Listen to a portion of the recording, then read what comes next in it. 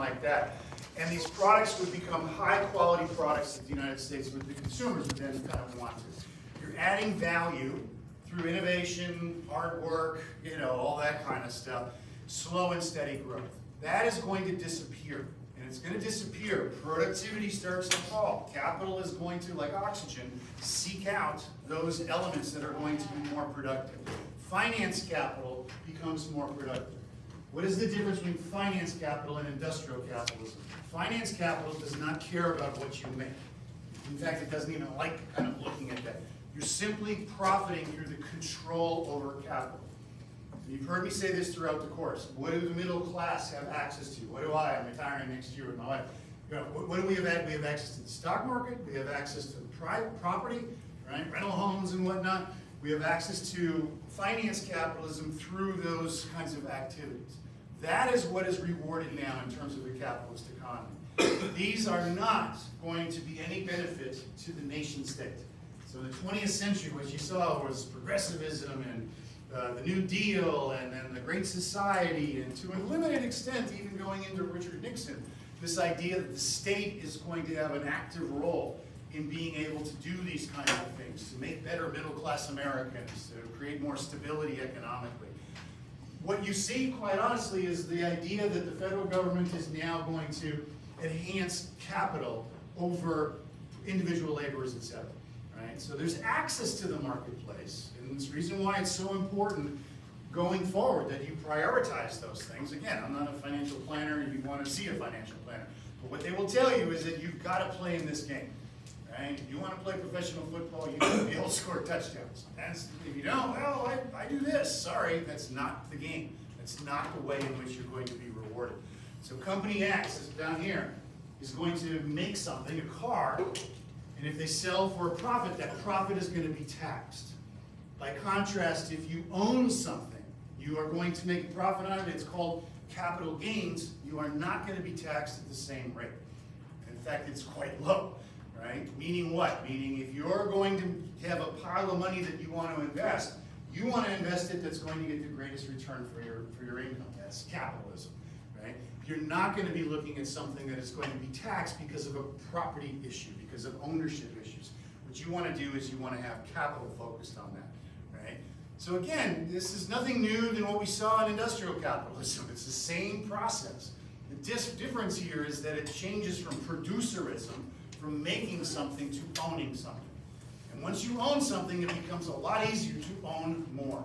And so it begins to accumulate. If you're not playing in this game, you are not relevant to the conversation. This becomes global very quickly. And again, it undermines the nation state. Capital doesn't care if you're, if my bank account is in the Bahamas or in Brazil or in Mexico, whatever. Right? Capital does not care about that. It floats to the areas that are going to be the most easily kind of managed by those. Right? What you see as a result is that stockholders in private wealth, the Koch brothers, Elon Musk buying Twitter for $46 billion or whatever the hell it was, right? Is that this concentration of capital is going to give much greater control over those who have access to that kind of capital. Stockholders are interested in one thing, and that's productivity. That means you cut the quality of your products. If you make them less and less durable or something like that. If you as an American are buying things that don't last as long as they used to. That's because in essence the market is arguing, you're willing to accept that. You're willing to still buy it, right? You're willing to still consume those kinds of things. And that they're not going to be spending on labor because labor is easily replaced either by mechanization or shifting that labor to overseas developing countries that have lower labor costs. Real estate, by contrast, owning property, right, even if it's a piece of paper, what are you going to do? You're going to borrow money at low interest rates to be able to do this. You're going to appreciate the value and use the value of that property to acquire more capital. You've made nothing. And in fact, the appreciation on your capital is not even taxed. Right? Those are logical loopholes that the tiger of capitalism is going to go wandering right into. As long as politically the situation remains the way it is today and has been for the last 20 years, the masses are largely told, critical race theory. I remember back in the day when it was all, hip hop and gangster rap and all that kind of stuff. whatever pisses you off, whatever gets people agitated, guns, gays, and God are usually the kind of shorthand of this, is largely the political discussions that take place. And again, I've been using Trump and Nixon as a comparison. When you look at the 4 years of the Trump administration, they passed one piece of legislation, one. Right? All the rest was standing there like a fourth grader holding up. These are executive orders. Executive orders are meaningless. Right? All of them have been overturned because another executive comes in and says, no, we're going to do it this way. Right? One piece of legislation. You want to guess what it was? You should know. Cutting capital gains. So one piece of legislation that was passed under the Trump administration. Right? That's the priority. Right? That's the goal. That's the intent. Oh, but we spoke all about the wall and about rapists and murderers, of course, right? A lot of heat, no light. A lot of effort in trying to get people distracted without any sense of saying, how in the hell are people going, students, for example, you leave college, you got tens of thousands of dollars in debt. What the hell, what are you supposed to do with that? Right? How are you supposed to start on this process of wealth accumulation if the first thing you got to do is pay off a year's worth of your salary in regards to that? The first historical example of that is with oil, right? So oil is a commodity. Oil is a physical thing, but in terms of people in business suits and trading, on New York Stock Exchange and what have you, it's simply a commodity, which means what? It's a thing that's traded that has value. Pork bellies, corn, soybeans, et cetera, et cetera. Oil is distinct because it is essential in terms of Americans' transportation infrastructure. We commit to automobiles, wrote a whole book on it. Right? Automobiles create a lot of freedom and independence, and we invest a lot of our emotional energy in cars and what have you. What you see beginning in the 1960s is that the United States is beginning to consume more oil than we are producing as a country. Before the 1960s, we were an oil exporting country. Think about that, right? What does that mean? It means that other countries who are exporting oil are getting payments from us in U.S. currency. And that U.S. currency, up until 1971, was convertible into gold. We were still on the gold standard. Right? Which meant what? And this was a fear in the 1970s going into the oil embargoes, was that if Saudi Arabia or Iran or Iraq, or a country that we had a large number of dollars invested in, they control a lot of our money, could come to the United States and say, pay us in gold. This is converted in gold. We don't have it. We don't have the liquidity, we don't have the physical capacity to convert that into gold.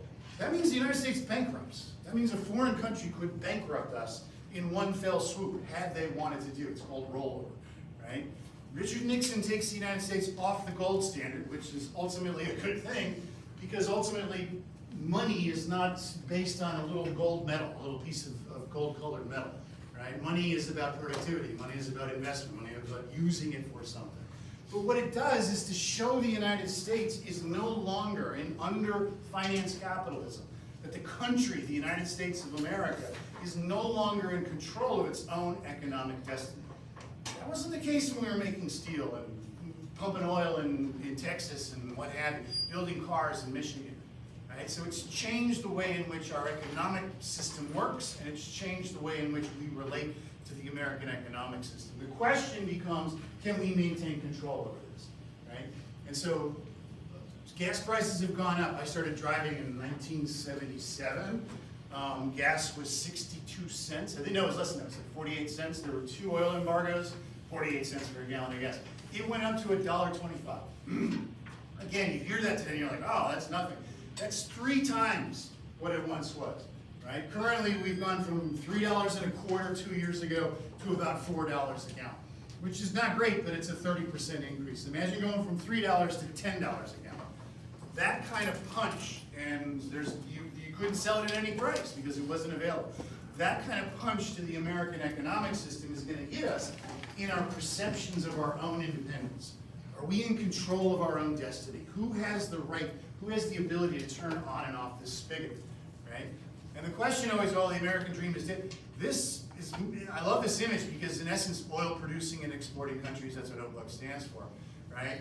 It's not the American dream that disappears, as I've argued throughout the semester. It's the American sense of lifestyle. That we just roll out of bed and we're going to get a job that's going to pay us and pay for our health care, and we're going to work there for 40 years, and and we're going to be able to buy a car, and put our kids through college, and go on vacation, and own 2 cars. That's the American lifestyle. And suddenly we are now in the midst of a global competition, not just, and there's going to be cultural kind of components to that as well. So beginning in the 1970s, again, as I mentioned, you've got assassinations, you've got all these kinds of things going on. On top of it, you see the economy begin to make this transformation, right? Needless to say, a busy slide, but notice how it's all concentrated here. What are you looking at here? Soaring inflation, right? Oh my God, we're at 4%. When I was going to college, it was 14.5%, and it was peaking up into the 20s, right? There's no way in hell you're going to invest in somebody. Let's say you're going to go Bitcoin, and they're going to say, we're going to give you a 5% return on your investment. That's a really good return on your investment. Inflation is running at 20%. Why even invest at all? Why even do that? It's not going to recover the value of that. Employment is going to begin to fall. Again, it's highlighted in the 1970s. Oil prices are going to spike in the 1970s. And these are real wages, right? So what you're looking at here, the blue line is just the base number. The green line is corrected for inflation.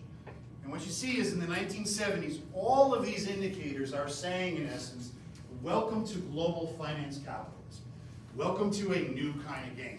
And it doesn't care how loud you sing the Star Spangled Banner, doesn't care if you like the Cowboys and the Bears or anything like that, doesn't care if you're Christian or not, doesn't care anything about that. What it cares about is productivity of capital.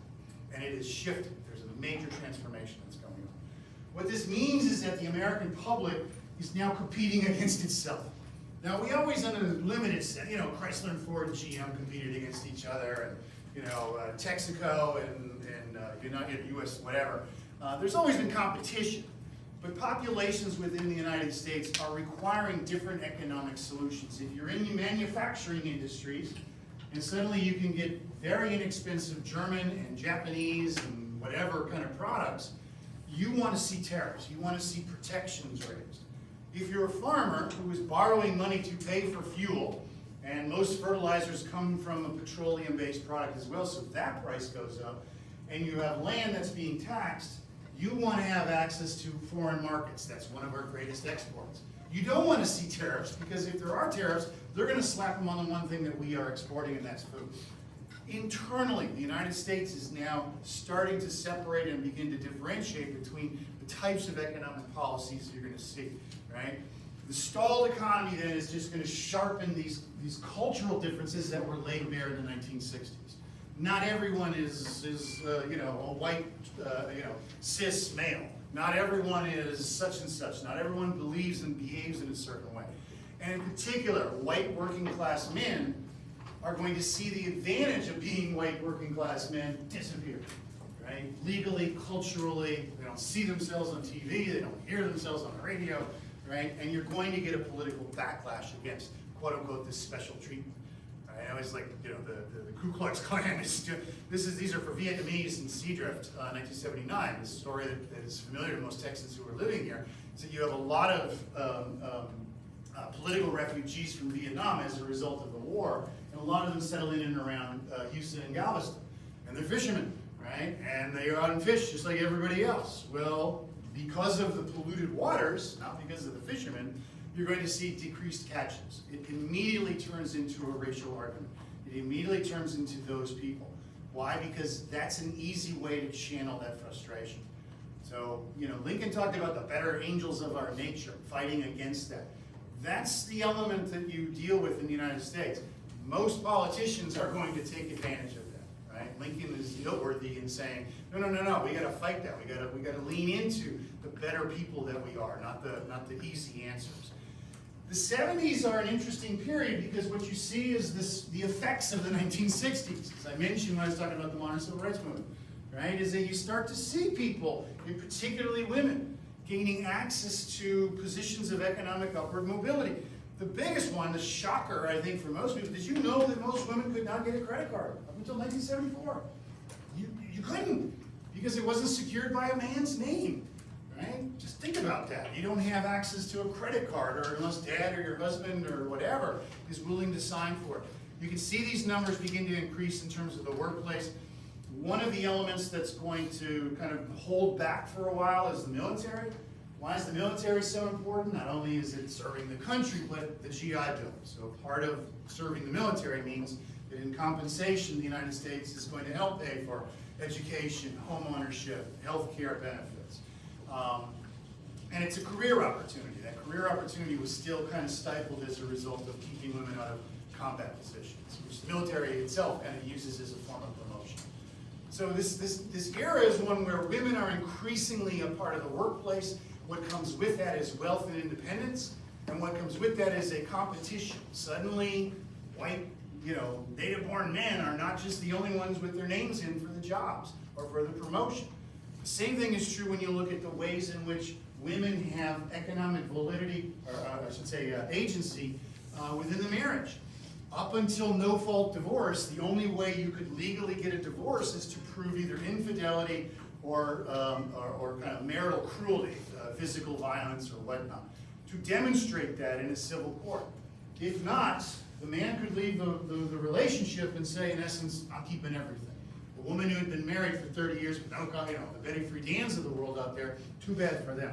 So they stay in bad relationships. No fault is effectively saying, this relationship is going nowhere. I have got one life to live, right? I'm always, and I've got friends who get divorced. My wife was divorced before she met me, so I'm husband number 2. I always am kind of torn between congratulations and my condolences, right? Because at that point in time, that relationship isn't what it once was, right? No fault effectively says, we're leaving, we're separating, and there's no reason to go through the dirty laundry, right? It reduces the social stigma, and what you see is a rapid increase in the amount of divorce that's going to be filed. Right? What does that show? It shows that there's an independence of these people. They're not willing to live their limited lives. I mean, we live for 100 years or whatever, if you're lucky. Why spend 30 of them married to somebody you can't stand? Why spend that time in a relationship that's not useful for you? Well, one reason before this is because you financially are obliged to do it. You have no other options. The same is true for the transformation in American families. Right? Going into the 1970s, again, MAGA crowd, the native-born father, dad, kids, etc. That ain't the way in which Americans exist anymore, right? We live in blended families. We live in divorced families, second marriages, adoptions, a whole list of ways in which American society has changed. Living alone is becoming almost the norm for the 20 to 40-something, right? Being individual. My sister is the same way. She's lived her life, professional, all the rest of that stuff, but she never got married. I was asking, did you? She's like, I didn't want to get married. I knew people, I had relationships, but it was like, no, it just seems like it's not for me. Most of these children are going to be raised in very different environments. Not worse, not better, different. Different in what way? In the sense that the home becomes a place where the family is obviously concentrated, but it is not necessarily the only place in which these young people are going to reside. Professional child care, right? Daycare, after school care is a totally different relationship to your surroundings, to your economics that are going on. If you look at the 1970s television, these are all TV shows, it's amazing. It's focused almost exclusively on the American family. American family during the Great Depression, American family in the inner cities, American family, single woman, the Partridge Family, a blended family in the Brady Bunch, right? These are all different kinds of descriptions of what family means and how family is understood. So all of these social aspects are changing in American society. Does society kind of look and say, well, with new changes, we've got to deal with these issues? Or do we start saying, no. What we're doing is destroying the traditional American family. People aren't doing this to destroy the family. They're doing it to survive. They're doing it to have food on the table. They're doing it because of personal interests. They're not doing it because they have this desire to destroy the American family. And lastly, sexuality. In the 1960s, I talked about identity culture, identity politics. The same thing is true with sexuality, is that there's a break in the way in which Americans allowed a conversation to expand about sexuality. It's not only about contraception and sex, it's about the way in which we kind of look at sexuality. I mentioned before, the only videos I ever kind of edit in this class are ones that are overtly kind of sexualizing characters, usually women in them. I mean, you can obviously everyone knows, the types of movie or types of videos that would do that kind of stuff. But it's part of American popular culture, right? Last book I wrote was working on a study on Hollywood, right? Up until 1968, Hollywood self-censored, meaning they would prevent them from putting certain subjects on air, right? If you're an adult, you could read between the lines. You could see who was gay. You could see who was having an affair. You could see who was more sexually adventuresome, et cetera, by the language and by their bearing in the film. But Hollywood basically cut those issues out of its films because it was afraid it was going to be censored from the government. The government would step in and say, you have such control over the images of people. 1968, Hollywood says, we're out. It's not our job anymore. It's the job of the exhibitor. It's the job of the people who show the movies. We just make the movies. You show the movies. And what we're going to do is we're going to put a rating on it. We're going to say, here's who we think this movie should be released to. PG, and after Raiders of the Lost Ark, the second one, Indiana Jones, guy that tears the heart out, right? After that movie, they had PG-13, right? R, mature content, X, which becomes kind of an absurd, basically saying sexuality and violence, right? So homosexuality as well, kind of in public, is less of the stigma than it was up until this point in time, right? And a recognition that being closeted is a statement about your place in American society. The argument is that you don't belong. You should hide this. This is something that others will find offensive, right? And in a sense, what you see in the product of the 1960s is society saying, I'm here, right? Deal with it. Welcome to the reality of my life, right? I have down here, in terms of hip hop and rap, one of the things, again, as a cultural historian, pop culture, so we spend some time on that. Hip hop and rap come out of the 1970s in this same kind of genre. The idea that the inner city African American population is largely forgotten, is largely told you're just going to live in these cages in the inner cities. This musical phenomenon comes out and effectively says, we're here and we ain't going away. And this is who we are, and if you don't like it, pissed off. We don't care. Right? So this style, exact same thing, by the way, that rock and roll did in the 1940s and 50s. Exact same thing. Right? And so the trends are, as a cultural historian, I would say, are healthy. What are those trends? Those trends are saying, I am an individual with rights. I do not have to conform to your view of who I am. If I'm not who you say I am, then you're not who you think you are. Masculinity is not defined by someone else's sexual practices. Femininity the same way. All of these are roiling around in the 1970s. And what you see immediately is this cultural backlash is going to produce political consequences, right? Two women in particular, Anita Bryant, Phyllis Schlafly, are going to just be emblematic of the ways in which a politician could use these to, in essence, organize their political argument. Phyllis Schlafly is going to be the one to stop the Equal Rights Amendment, right? Anita Bryant is going to, in essence, react to homosexual rights and the ability not to penalize people because they're homosexual. Again, this is almost like it's right out of today's headlines, right? If gays are granted rights, next we'll have to give rights to prostitutes and to people who sleep with St. Bernards and to nail biters, right? I don't know what bounces around in the heads of this kind of person. But what you're looking at here is a cultural argument that we need a large, intrusive federal government. Where are you putting your junk? Who's messing with your junk? Because the federal government wants to know. Now, a lot of you are posting it on Instagram anyway, so it's a whole nother story. But by and large, that is not a conservative value. The idea that we're going to have a government that's going to be acting and looking at our private behavior and telling us what to do and whether we're this and whether they're that, that is not conservatism. It is not. I mean, it just isn't. It's the reason why I went through the whole, ostrich pooping on my car business, is that the word means something. What it is saying culturally, we should have a single kind of society that is then going to conform to that kind of model. Assimilation is what the old ones call. So what you're dealing with going into the 1970s and the new right is a national mood that is collapsing. The confidence of the post-World War II generation is challenged by Korea and Vietnam, right? Watergate. 1982, I remember this, I was 21 years old. There was a TV movie on ABC called The Morning After, and it was basically post-apocalyptic. What happens when there's a global nuclear exchange? And it ain't pretty, right? People are always talking about surviving a nuclear war. My suggestion is you may want to think long and hard about if you want to survive a nuclear war, right? Because that after effect it's not going to be pretty, right? And it sure as hell is going to be some video game. I mean, you can read the list here as well. All of these issues are coming to.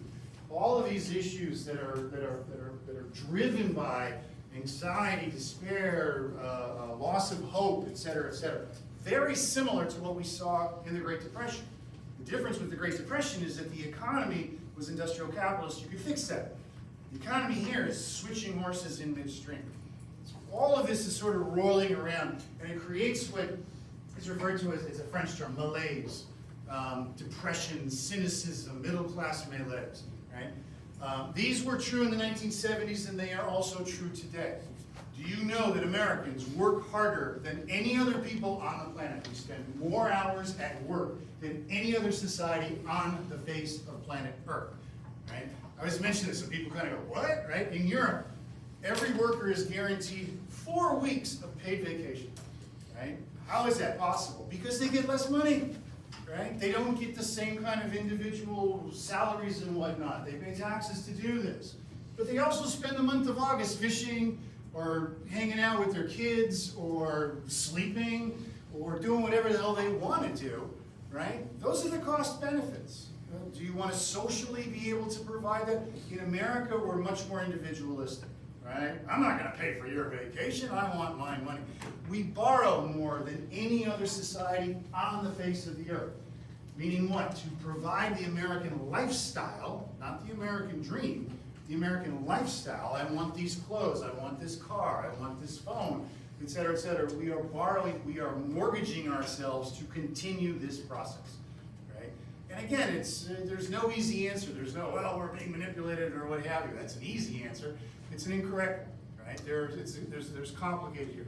The thing is that you have a political opportunity present for people if they're willing to do so, to say in essence, you know those poor people, you know those people who are struggling, you know those single moms, you know those disabled people, right? They're dragging us down. Those people, however you want to fill in the blank, are dragging the country down, and we're going to play into your concerns and your fears. Right? This is the environment of the late 1960s. And it's the reason why I focused on Nixon and 1968. He knows this. He knows the country is going through this crisis in confidence. And yet he still continues to do what he does politically. That's the crime, if you want to get dramatic about Richard Nixon, is knowing that you have this kind of razor's edge and a leader who's willing not only to ignore it, but to make it worse. Right? That's a crime against the country. And again, I use those kinds of words in air quotes. Of all the movies that I show, and I do show a lot of clips in class, this is the one that I would say is the most effective at getting at this kind of growing sense of concern in the United States. It's called Network. It takes a little bit of setup. So Network is in regards to a fourth network, TV network. Again, it's kind of shocking. I grew up in Chicago, Illinois, 8 million people. We had 4 channels that went off the air at about midnight, right? Maybe 2 o'clock in the morning, or late shows. It certainly wasn't a 24-hour program. This mythical fourth network is not Fox. It's not, it's not anything like that. It's the 1970s. But it also is struggling to stay afloat. And you'll see this woman, right? A woman is the new program director, Faye Dunaway. She wins the Academy Award for her performance in this film. And she's going to look and say, our newscaster is this old white guy. Blanque's been here forever. We're firing him, right? And this guy's been going through problems of alcoholism and divorce and all the 1970s kinds of things.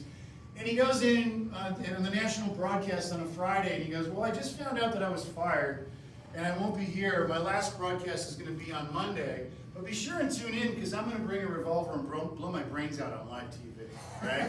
And it really is this kind of satirical humor that goes throughout this thing. And they're dragging him off, and he's going nuts, and he's screaming and hollering, and he goes and lives with a friend of his over the weekend. They don't know where he's gone. What happens on Monday to the ratings? Through the roof. Hey, did you hear? Now, they didn't have social media, right? But everybody said, hey, did you hear? He's going to blow his brains out on TV. Tune in. It goes through the roof. This programming person understands that, okay? So the broadcaster is having a mental breakdown. He's living with his friends. He's wandering the streets of New York talking to himself. And at one point in time, he is going to wander into the studios, right? So you're going to see him. He's wearing his pajamas and an overcoat, right? If you get to New York and you see somebody in pajama and overcoat, avoid them, please. Do not come up and strike a conversation. So he is going to wander into the thing. That's what This is a pleasure in Vienna. Take two, cue hard. Cue up. I don't have to tell you things are bad. Everybody knows things are bad. It's a depression. Everybody's out of work or scared of losing their job. The dollar buys a nickel's worth. Banks are going bust. Shopkeepers keep a gun under the counter. Punks are running wild in the street. There's nobody anywhere who seems to know what to do, and there's no end to it. We know the air is unfit to breathe, and our food is unfit to eat. We sit watching our TVs while some local newscaster tells us that today we had 15 homicides and 63 violent crimes, as if that's the way it's supposed to be. We know things are bad, worse than bad. They're crazy. It's like everything everywhere is going crazy, so we don't go out anymore. We sit in the house, and slowly the world we're living in is getting smaller, and all we say is, please, at least leave us alone in our living rooms. Let me have my toaster and my TV and my steel-belted radios, and I won't say anything. Just leave us alone. Well, I'm not going to leave you alone. I want you to get mad. I don't want you to protest. I don't want you to riot. I don't want you to write to your congressman because I wouldn't know what to tell you to write. I don't know what to do about the depression and the inflation and the Russians and the crime in the street. All I know is that first, you've got to get mad. You've got to say, I'm a human being. God damn it. My life has value. So, I want you to get up now. I want all of you to get up out of your chairs. Religious revival. I want you to get up right now and go to the window, open it, and stick your head out and yell, I'm as mad as hell, and I'm not going to take this anymore. I want you to get up right now. Sit up, go to your windows, open them, and stick your head out and yell, I'm as mad as hell, and I'm not going to take this anymore. Things have got to change. How many stations is this going on? 67. I know it goes to Louisville and China. I'm not going to take this anymore. Then we'll figure out what to do about the depression and the inflation and the oil crisis. But first, get up out of your chairs, open the window, stick your head out and yell, and say, I'm as mad as hell, and I'm not going to take this anymore. Who are you talking to, Carl? CGP Atlanta. Are they yelling in Atlanta here? Are they yelling in Atlanta, Ted? But first, you've got to get mad. You've got to say, I'm as mad as hell, and I'm not going to take this anymore. They're yelling in Baton Rouge. Get up out of your... Son of a bitch! We struck the mother low! Stick your head out of the wanna hear window, that? open it, then stick your head out and keep yelling and yell, I'm as mad as hell, I'm not going to take this anymore. Just get up from your chairs right now. Go to Where the you window. going? I don't listen to everybody's yelling. Open it and stick your head out and yell and keep yelling.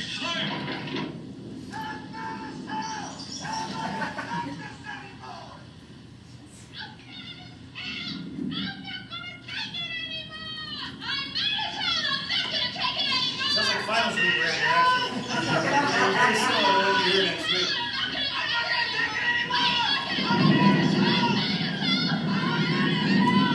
Sidney Lumet, he just passed away. He's a phenomenal director. Albert Finney, who plays the newscaster there, every movie he does is fantastic. But one of the things that Lumet does, and you can see he kind of picks up that just electricity and the anger, et cetera, is to the actor himself, before he did it, I'm mad as hell, he did this, they did the performance, they filmed it, and he was like, okay, now do it again. So he wanted it to be ragged like that.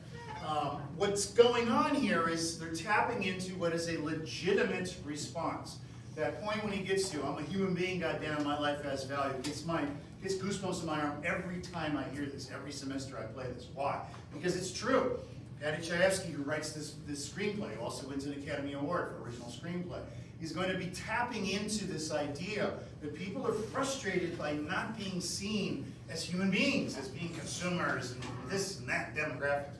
But it also provides what? It provides a political opportunity. There is a political vacuum, as I mentioned, from 1932 to 68, the Democrats are the dominant party in the United States. In the South, in the West, in the North, right? They're gone. They are destroyed as a result largely of Vietnam, but also just of old age. I mean, what you see is about a 30, 35-year range where one political party is going to dominate.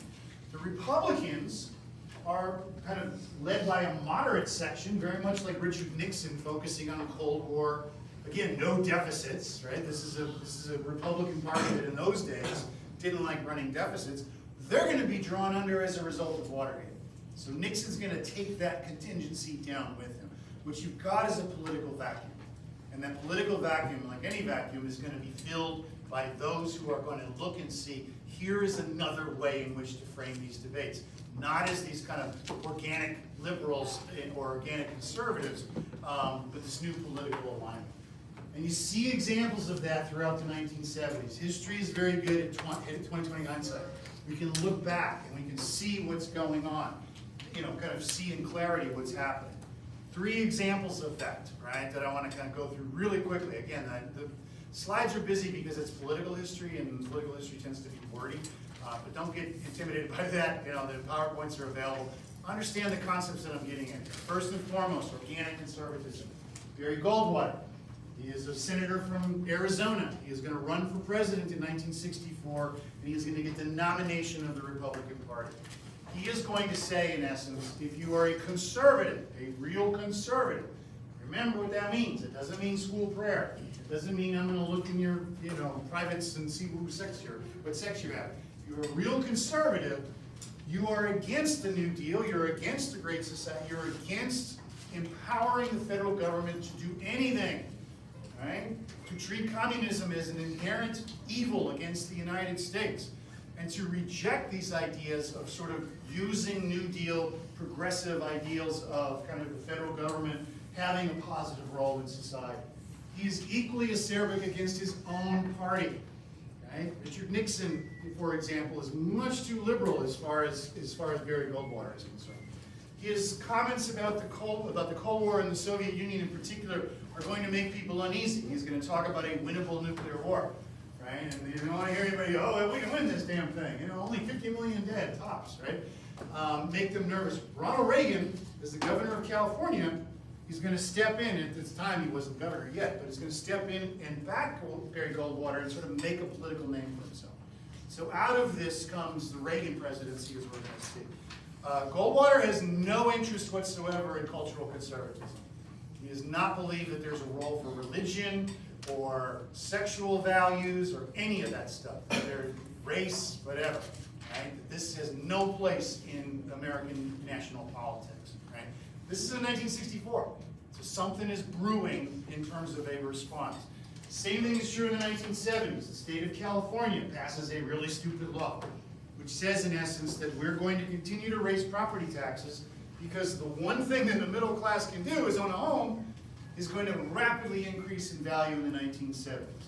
There's a taxpayer revolt, and the taxpayers themselves are going to say the state does not have the right, again, organic conservatism, does not have the right to take away my property simply because it appreciates in value. By a 2-to-1 margin, right? The state of California says you don't get to do that anymore. Right? Again, Ronald Reagan was sort of presciently. It's a little bit like dumping those cases of tea off a boat in Boston. So the Tea Party argument is alive and well. And the last thing that emerges, and you kind of look back, is the politicization of mass media. It's the ability to use television, radio, obviously now the internet, cell phones, to do what? To organize a cultural message of this is who should be the kind of leaders in American society. It organizes first and primarily around Christianity, Protestant Christianity, and the reason why that's sort of historically unusual is because while Protestant Christianity and Christianity in general has been a major player in the mobilization of issues, the American Revolution, the slavery question, going into the progressive movement, et cetera, those forms of Christianity are all looking to do, in essence, sort of New Testament good works. How do you save souls? How do you go out and help people? Because that's the preachment of the New Testament, right? Matthew 25. Is that how do we make sure that everyone is considered to be? This version of it is just the reverse. This version literally has, I'm saved, you go to hell. And you're going to hell is guaranteed, so why should I spend time or effort trying to convert you? Why should I do anything other than persecute the hell out of you? because you're someone who is no longer going to be considered as a suitable Christian, right? This becomes politicized. A good Christian now is going to be someone who votes a certain way. You know, go check the Bible, see how you know, Jesus of Nazareth talked about that stuff. That's not so positive. So all of this is kind of kicking around in terms of the United States going into the late 1970s. And again, politics abhors a vacuum. And so you've got two phenomena that are taking place at the same time. This economic new right and this cultural new right. And so when we get to Ronald Reagan, and we will on Wednesday or on Friday, when we get to Ronald Reagan, what we're talking about is in essence an economic message, right? Finance capitalism, the replacement of finance capitalism for industrial capitalism. Reagan's a liberal California, 3 times divorced, you know, blended family, all that kind of stuff. He is not a cultural warrior. Ronald Reagan would be laughed off the stage in most Republican, you know, kind of primaries today. He's not someone who is today a tried and true, you know, kind of conservative. What you see today is cultural conservatism. Is the rise of the new right is also going to be kind of fomented by this idea that here is the proper American. Everyone else is an enemy. Everyone in Nixon's language. Everyone else is an outsider. Everyone else should be, in essence, limited in terms of their access to American society. Okay, we'll pick this up again on Friday. Happy stuff. And go from there. Give me a little late, or did you get one?